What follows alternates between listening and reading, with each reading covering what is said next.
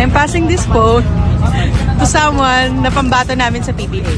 Passing this phone sa pinakatahimik sa grupo na pag nagsalita, akala mo sinisigawan ka na lang. I'm passing this boy sa mahilig mag-camping. Yon, ipapasa ko tong phone na to sa pinakamabait at magaling makasama na tropa. Ipapasak to telepono to sa kagrupo ko, tahimik pero palangiti. I'm passing this phone to sa tao na mahilig magbandana and mahilig mag-edit ng AI videos. I'm passing this phone sa kagrupo ko na pagtatambay kami ng giorno is sasakyan ng dala. I'm passing this phone to someone na nakaitim na nga na giorno. Lagi pang nakaitim na t-shirt sa tambay. I'm passing this phone sa member namin na family man, mapagmahal sa pamilya. I'm passing this phone sa kagrupo namin na nawawala ang mata kapag humingiti.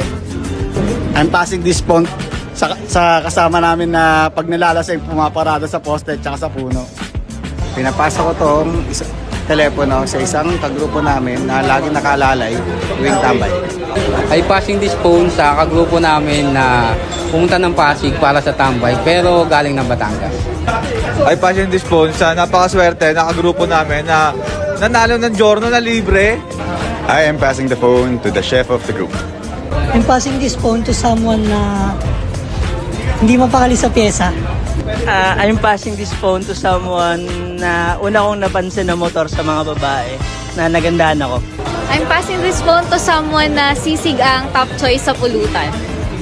I'm passing this phone to someone na nakaka-curious yung hair care routine niya. I'm passing this phone someone na na-addict na sa bike. I will pass this phone sa kapatid kong lagi nasisiraan ng panggilid.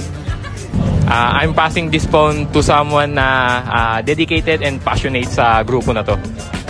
I'm passing this phone sa isang grupo na hindi lang grupo kundi isang pamilya na may malasakit sa bawat isa at nag-share ng blessing sa community.